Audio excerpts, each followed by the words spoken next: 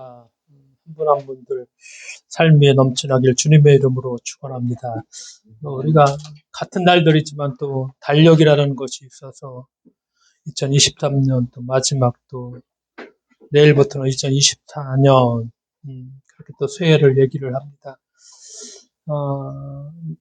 11월 한 달 동안에 이제 올해 그래도 평범한 사람들이 어떻게 살았는가 뭐 다 얘기할 수는 없지만 그래도 우리가 좀 생각해 볼 수 있는 그런 사건들 오늘도 그런 일들 먼저 하나 말씀을 드리고 말씀을 전하도록 하겠습니다. 여름에 있었던 일이죠. 정말 더웠죠. 올여름이. 낮 기온이 33도를 웃도는 찜통더위가 이어지던 아마 8월 달이었을 것입니다. 여러분들도 기억하실 것인데 하남의 한 대형마트 주차장에서 카트를 정리하던 이제 청년 노동자가 숨졌죠. 매 시간 1시간마다 200개씩 쏟아져 나오는 철제 카트 묶음을 밀고 다니는 그런 업무를 맡은 청년이었죠. 우리가 늘 대형마트에 가면은 일상적으로 보는 그 익숙한 풍경들이죠. 가면은 뭐 카트를 밀고 밟고 다니는 그런 젊은 아이들 많이 볼 수가 있죠.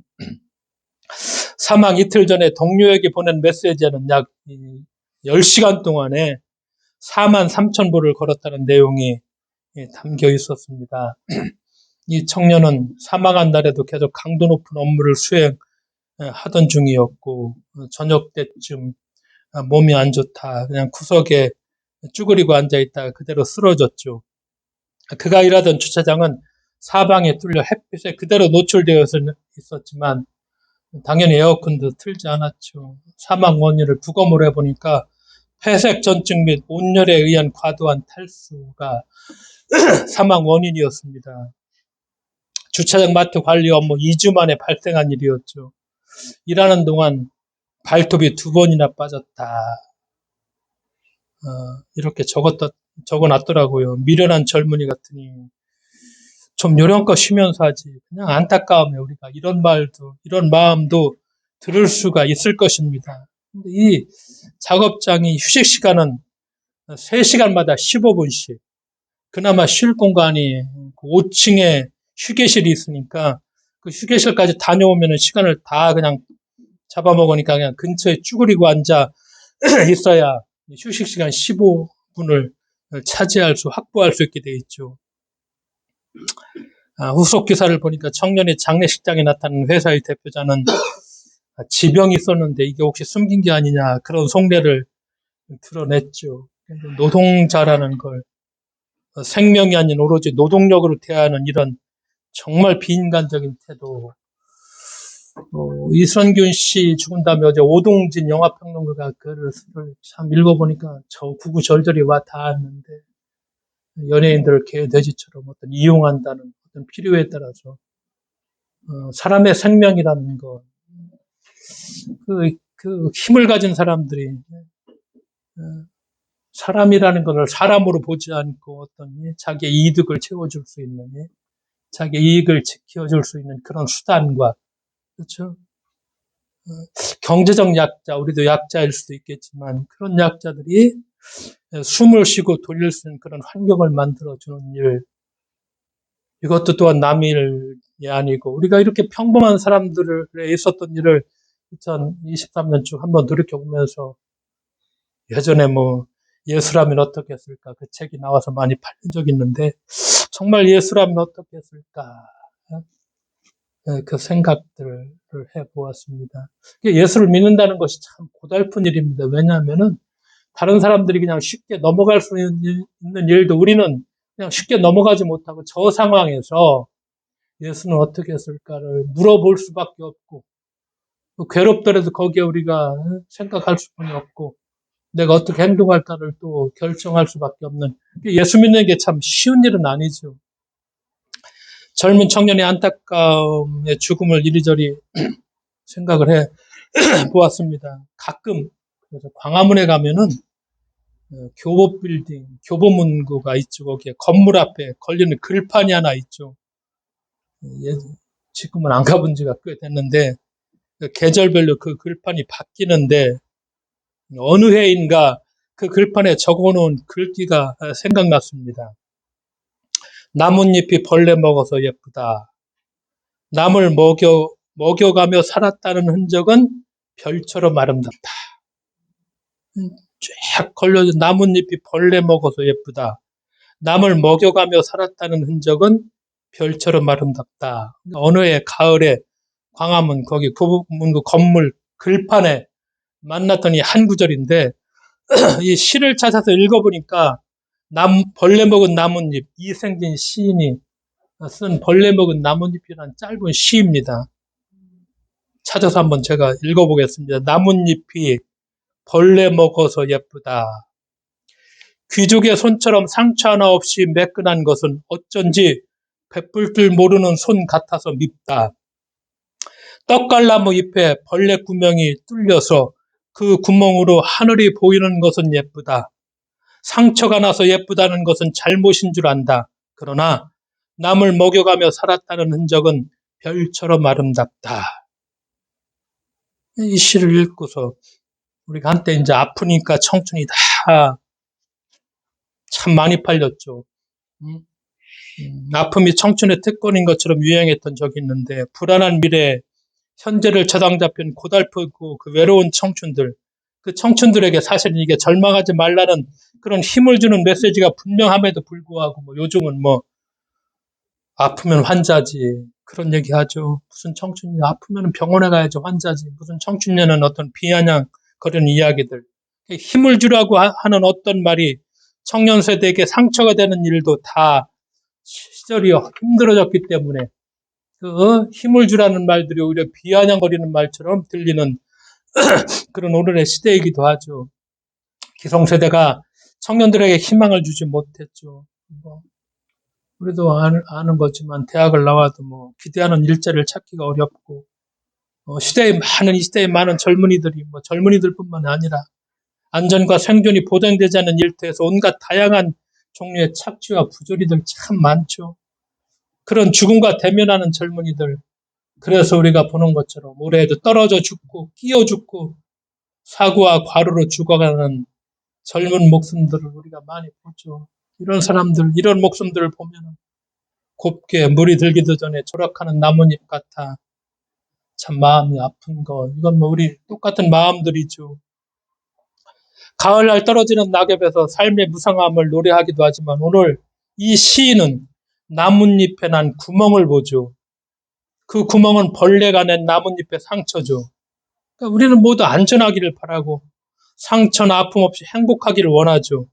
불행을 원하는 사람은 당연히 아무도 없죠. 아프기보다 건강하길. 그래서 새해의 소망이 다 건강하다는 거 누구나 그걸 빌고 상처나 아픔 없이 행복하기를 원하고 근데 그래서 아프기보다 건강하고 슬프기보다 기쁘고 가난하기보다 부유하기를 원하죠. 그래서 우리가 상처 없는 손을 다 원하고 굳은 살 없는 발을 주름 없는 얼굴을 다 원하죠. 이 시인은 나뭇잎이 벌레 먹어서 예쁘다고 한다. 그렇게 표현하죠. 나뭇잎이 그냥 예쁘기도 하지만 벌레 먹어서 예쁘다고 이렇게 말하는 이유가 무엇일까? 시인은 나뭇잎에 벌레 먹은 구멍을 통해서 하늘을 보죠. 우리가 떡갈나무, 우리도 익히 보는 그런 잎새들이죠. 벌레가 먹어서 딱딱 있는 걸 우리도 많이 보죠. 벌레 먹어 생긴 구멍으로 하늘을 보는 일은 우리의 어떤 상처를 통해서 진실을 본다는 얘기겠죠. 정말 삶의 신비를 본다는 얘기고 정말 세상을 제대로 볼 수 있다는 그런 말이기도 하겠죠. 그래서 시인이 또 그렇게 얘기하죠. 상처가 예쁘다는 말을 함부로 하면 안 된다. 알고 있다. 왜? 상처는 아무리 작은 상처라도 아프죠. 티눈 하나 박히더라도 이 티눈 하나 때문에 우리가 정말 작은 티눈이지만 이거 아파서 이걸 빼내려고 우리가 힘을 써야 되고 종이에 살짝만 비더라도 우리가 이 아파가지고서 그렇죠. 다 경험 한번 해보셨죠. 손가락이 상처들조차도 아프고 아픔은 고통이죠. 고통을 원하는 이는 하나도 없고 이거 자명한 삶이죠. 이 자명한 이치 속에서 근데 우리가 또 하나 좀 더 깊이 한번 생각해 보자는 거. 올해가 2023년 마지막 날이라고 하는데 우리가 1년뿐만 아니라 우리가 이렇게 살면서 나를 아프게 한 일 이거 다 있을 것입니다. 근데 이렇게 나를 아프게 한 일이 어쩌면 나를 가장 성장시킨 것은 아닌가. 이 생각도 한번 해보자는 것입니다. 우리가 가는 이 시점에 내게 상처 같은 일들 다 있을 것입니다. 당신은 쓰리고 아프고 속상하지만은 시간을 두고 좀 더 자꾸 생각해 보니까 그것 때문에 좀 더 넓어지고 깊어진 나로 이끌어진 그런 경험들도 우리가 또 갖고 있을 것입니다. 상처를 주는 일이나 상처가 된 사건들, 정말 두고두고 잊지 못하는, 그렇죠? 다 우리가 속 좁은 우리들이죠. 나에게 상처 준 어떤 사람, 상처 주는 사건들. 그래서, 때로는 뭐 복수하겠다고 이를 바득바득 갈기도 하지만, 그런데 우리가 그 상처를 잘 여미면서 아물게 하는 과정에서 우리가 삶의 지혜를 배웁니다. 이렇게 배우는 삶의 지혜가 정말 진짜 지혜가 될 것이고, 그렇죠? 생명의 지혜죠. 2023년을 돌아보면서 그 상처, 또 상처낸 사건들, 그 상처를 잘 우리가 아물게 하며 여미면서 그런 과정을 통해서 우리가 얼마나 좀 더 성장을 할 수 있었나. 상처를 알지 못하는 사람, 이건 불가능하죠. 가능하지 않습니다. 상처와 아픔을 함께 나누면서 그렇게 좋기만 하던 사랑에 연륜과 깊이가 생기죠. 우리가 상처를 나누는 사랑을 통해서 공감하죠. 그 연대가 조금 더 넓어져서 연대의 넓은 바다에 또 이렇게 도달하게 하죠. 우리가 잘 아는 영국의 시인 윌리엄 브레이크가 예전에 젊었을 때 읽었던 시집에 하늘의 모래에서 우주를 보고 한 송이 들꽃에서 세상을 보라. 손바닥이 무한을 쥐고 찰나에서 영혼을 붙잡으라. 블레이크가 또 이렇게 얘기하죠. 세상에 갇힌 새한매리가 온 천국을 분노케 한다. 이 작은 것을 통해서 전체를 보는 이 명징한 깨달음, 이것은 우리가 이생진 시인이 얘기하는 것처럼 벌레 먹은 나뭇잎의 조그만 구멍을 통해 하늘을 보는 이생진 시인의 시선과 맞닿아 있다. 이런 생각이 들죠. 이생진 시인 참 나이가 많으신 분입니다. 1929년생 충남 서산 출신인데 참 지금도 살아계십니다. 이 노년의 시인이 나이 90이 되었을 적에 그렇게 고백합니다. 살아서 행복하다. 살아서 고맙다. 90이 되었을 때 이렇게 고백하면서 밥은 내가 해먹는다. 내가 다 할 수 있다. 아주 뭐라고 할까, 젊은 기백도 있다고 할까. 때로는 아픔과 상처와 눈물과 불안과 고독으로 얼룩진 시간을 우리가 보냈고 또 지내왔던 어떤 그런 시간들이 우리에게 있을 것입니다. 그래서 때로 오늘이 고달프고 절망스럽게 됐던 그런 시간들. 그런데 우리가 이제 내 손의 상처와 타인의 손의 상처를 우리가 함께 생각해 보자는 것이죠. 상처는 나의 상처건 타인의 상처는 아프고 쓰리지만 그러나 우리가 치유를 기다리면서 또 고마움을 알게 하는 자리가 될 수 있죠. 그 상처를 보듬고 타인의 상처를 함께 알고 나눌 적에 우리가 이 시인이 말하는 것처럼 그 상처는 별처럼 아름다운 흔적이 된다. 그럼 우리는 별처럼 아름다운 흔적이 우리에게 좀 있는가? 벌레 먹은 나뭇잎의 구멍을 통해서 하늘을 보듯 상처를 통해 또 상처의 연대를 통해 우리가 새로운 내일을 열어나갈 꿈을 꾸고 또 비전을 나눈다는 거. 이게 아마 우리의 새해 이야기가 있다면 우리가 단순히 뭐 건강하고 모든 게 다 잘 된다는 건 뭐 있을 수도 없는 일이죠. 좀 더 구체적으로 이런 꿈을 꾸고 비전을 나눈다는 거. 벌레 먹은 구멍을 통해 하늘을 보는 일은 결국 우리의 꿈과 희망과 생명이 상처를 통해서 더 자라는 삶의 신비를 우리가 응시하는 일일 것이고, 그래서 우리가 새해에도 남을 먹여가며 얻게 되는 상처에 두려움이 없기를, 두려움이 있어서 이거 못해서 끙끙거리지 말고 남을 먹여가며 얻게 되는 상처에 두려움이 없는 그런 새로운 날, 생명을 살리는 그런 상처, 사랑을 돌보는 아픔의 자리를 서로서로 잘 보듬어 갈 수 있는 그런 새날을, 그런 새로운 한 해를 우리가 같이 좀 열어가면 좋겠다 해서 이 시인의 얘기와 그런 얘기를 조금 드렸습니다. 오늘 본문 두 가지를 읽었죠. 구약과 신약. 짧게 말은 많이 알고 있는 얘기죠. 말은 빵 한 조각을 먹으며 화목하게 지나는 것이 진수성찬을 가득히 차린 집에서 다투는 것보다 낫다. 익숙한 구절, 잘 아는 구절이고 사실은 밥상에 관한 이야기입니다. 그래서 올해 마지막 주일에 밥상이 제일 중요하지 그래도. 그래서 이런 밥상에 관한 얘기를 좀 해야 되겠다 하는 생각이 들었습니다. 그 어버이와 자식, 부부 등의 관계로 맺어져 한 집안에서 생활을 함께하는 집단을 일본 사람들은 뭐라고 하죠? 가족이라고 합니다. 부부를 기초로 해서 한 집안을 이루는 사람들이죠. 구성체의 요건만을 드러난 개념이 가족인데, 그런데 우리는 가족보다 어떤 얘기를 하죠? 식구라고 합니다. 식구. 식구. 식구는 무엇인가? 한 집안에서 같이 살며 끼니를 함께하는 식솔이라는 뜻이죠. 우리 식구라고 얘기하죠. 함께 밥을 먹는 공동의 운명체임을 가리키는 내용이고 가족과는 조금 다른 개념. 그래서 우리 식구, 밥을 같이 먹는 그렇죠. 그런 공동체.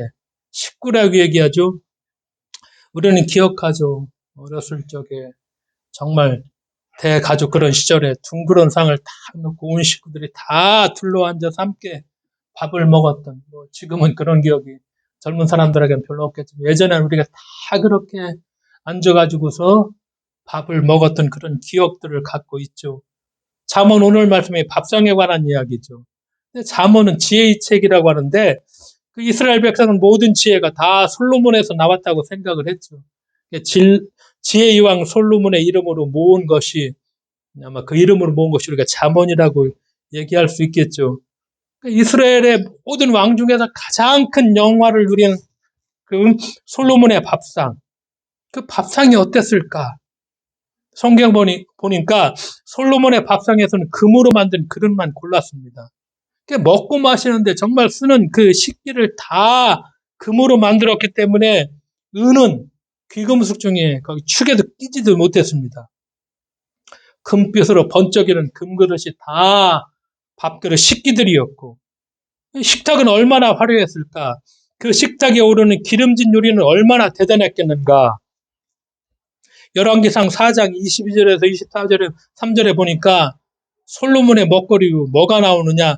솔로몬의 먹거리로 고운 밀가루 30섬, 거친 밀가루 60섬, 살찐 소 10마리, 목장소 20마리, 양 100마리가 쓰였다고 열왕기상 4장 22절 23절에 기록되어 있고 이 밖에도 숫사슴과 노루와 암사슴과 살찐 새들이 쓰였고 그리고 이스라엘 주변에는 다른 나라들이 앞다퉈 진귀한 진상품을 가져다 바쳤습니다.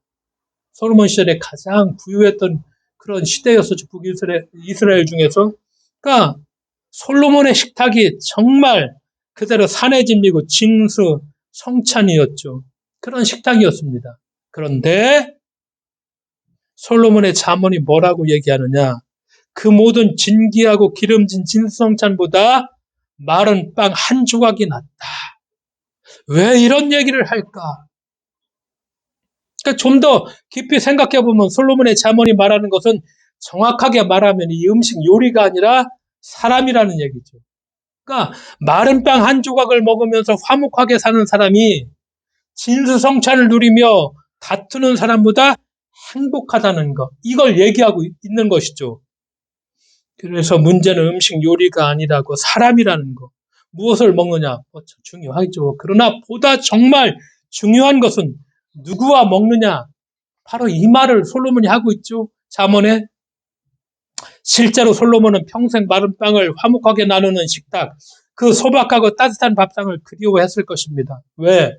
실제 솔로몬의 삶이 이것을 보여주죠. 솔로몬은 평생 부모 형제와 함께 나누는 화목한 밥상을 맛보지 못했죠. 솔로몬의 아버지가 누구죠? 다윗이죠. 다윗의 여러 형제들. 그 중에도 솔로몬 한 형제였었죠.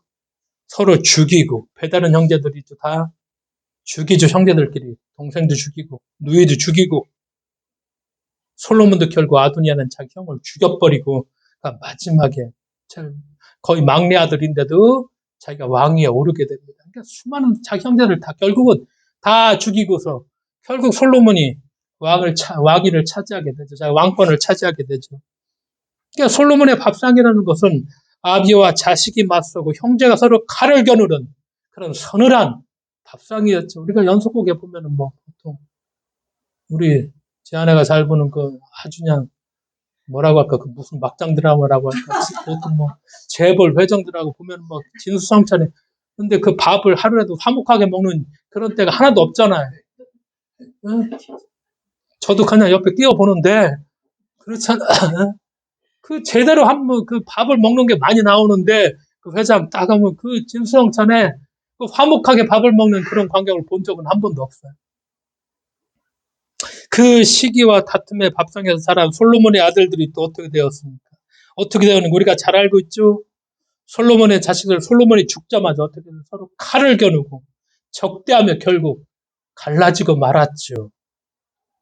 그렇게 이스라엘의 분단이 솔로몬이 죽은 다음에 남과 북으로 갈라지게 되죠. 솔로몬의 기름지고 화려한 밥상에서 싹트고 자랐죠. 그래서 이 잠언의 말씀 한 구절이 마른 빵 한 조각을 먹으며 화목하게 지내는 것이 진수성찬을 가득히 차린 집에서 다투며 사는 것보다 낫다. 이 지혜가 참으로 뼈아픈 성찰. 자기네들이 역사 속에서 이 뼈아픈 성찰 속에서 간절한 소망을 담은 그런 말씀이죠. 우리가 지혜의 왕 솔로몬도 갖지 못했던 이 행복한 밥상. 소박하지만 그렇죠. 이 행복한 밥상이 우리의 밥상이 되어야만 하겠다는 말씀이죠. 그러면서 오늘 신약 본문은 고린도에서 바울이 뭐라고 얘기하느냐? 바울이 전해주는 말씀을 읽었죠. 내가 정말 예수에게 들은 거 한 말씀을 전한다면서 사실은 바울이 전해주는 얘기가 최후의 만찬 얘기가 마태마가 누가에 다 있습니다. 근데 우리는 이제 신약 성경을 딱 볼 적에 마태복음이 먼저 나오니까 복음서가 먼저 기록되어 있구나 하지만은 전혀 다른 이야기입니다. 먼저 기록된 건 무슨 말씀이죠? 바울의 서신들입니다. 바울의 편지 서신들이 제일 먼저 성경이 됩니다. 언제? 보통 바울이 죽기가 62년, 63년에 바울이 순교를 당하니까 보통 58년에서 60년, 60년 요 사이에 바울의 서신들이 기록이 됩니다. 근데 복음서는 언제 기록이 될까요? 최소한 그거보다 20년 뒤에. 마가복음 제일 먼저 나온 마가복음이 80년. 요한복음은 20년 뒤에도 100년 정도. 그러니까 바울 서신이 나오고서 20년, 30년, 40년 뒤에 뭐가 생기느냐? 복음서가 기록돼서 이제 편집이 돼서 나오기 시작을 합니다. 바울의 편지가 먼저 기록됐다는 거 기본적으로 우리가 이것을 알고 이해를 하시면 되겠죠. 그러니까 오늘 이 최후의 만찬 얘기도 사실 복음서에 기록돼서 이거 복음서가 먼저가 아니라 바울이 먼저 얘기합니다. 제일 먼저 바울이 이 말씀을 하죠. 내가 예수에게서 전해 들었다. 그러니까 바울의 서신을 우리가 많이 읽어보죠. 근데 예수의 말씀의 행적을 이야기하지 않죠. 예수의 뭐 비유도 하나도 없고, 예수가 누구 병자를 고쳤다는 치유 이야기도 없고. 왜냐?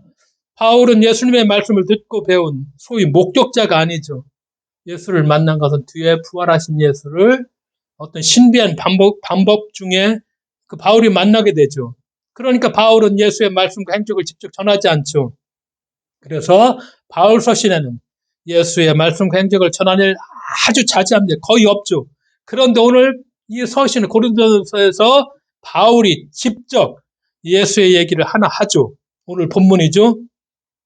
그토록 예수 이야기를 절제하는 바울이 이야기를 하면은 정말 중요하다는 생각도 하게 되죠.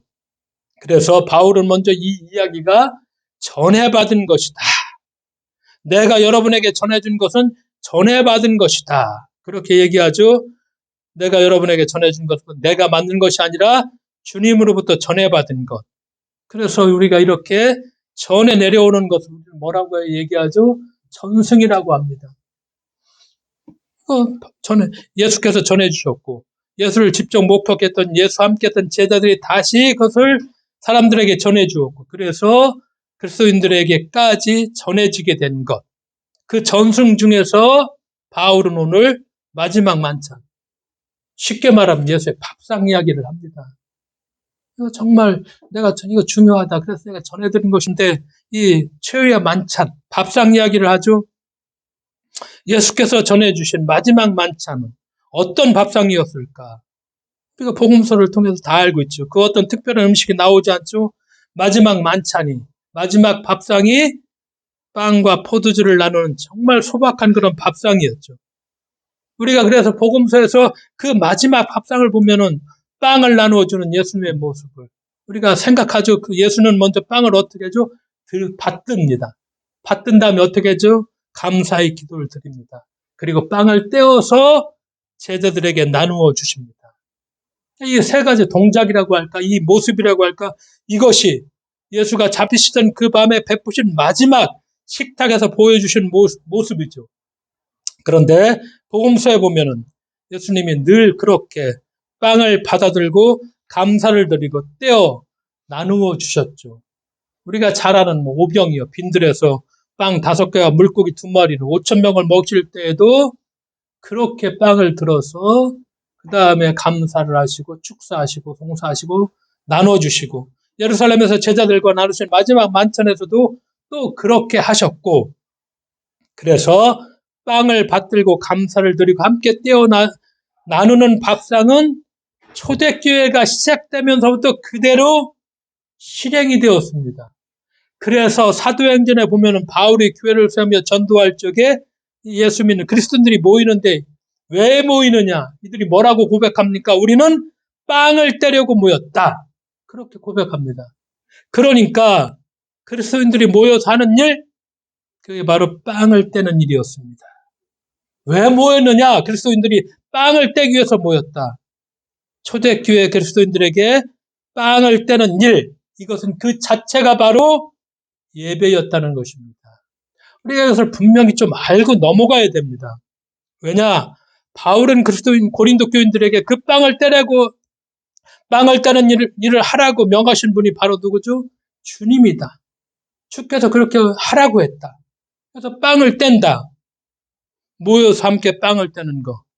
그건 주님께서 명하신 일이었고 이것이 바로 그리스도인들의 예배였습니다.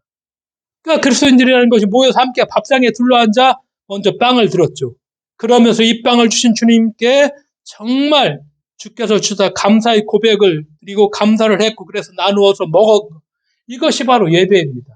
오늘날에는 예배를 여러 가지 순서를 그 다음에 예배학도 생기고 얘기했지만 그래서 거창하게 성가대도 있고 휴회찬양 그런 모습도 있지만 본질은 이것입니다. 우리가 이 본질을 분명히 알고 그랬구나. 예배가 초대교회 예배가 바로 이랬구나. 그래야지 다음에 예배 얘기를 할 적에도 그러면 이 정신을 어떻게 살릴 것인가? 이것을 우리가 얘기할 수 있죠.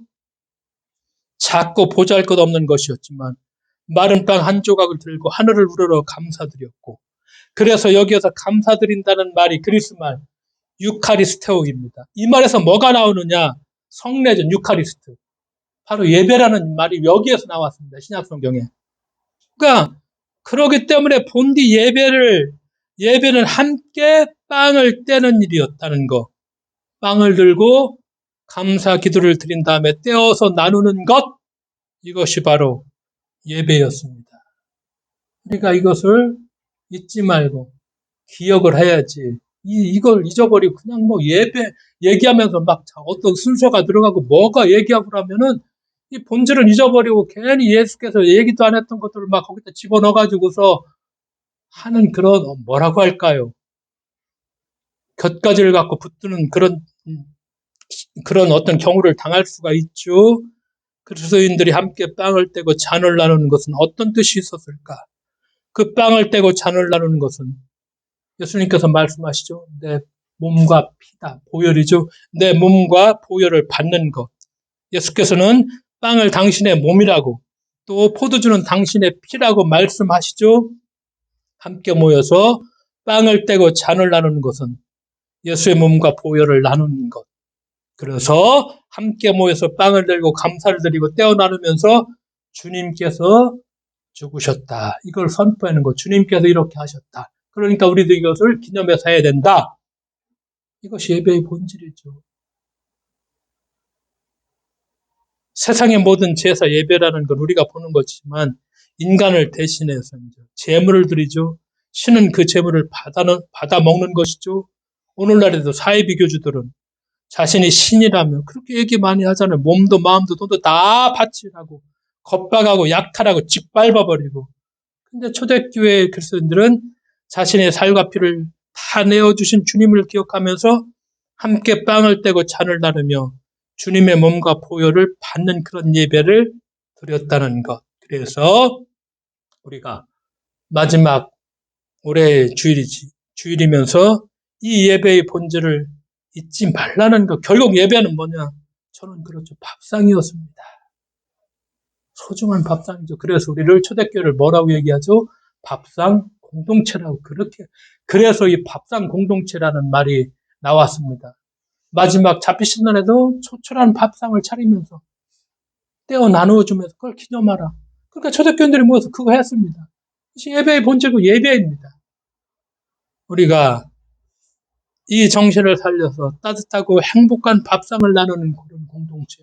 그래서 우리가 예배 공동체죠.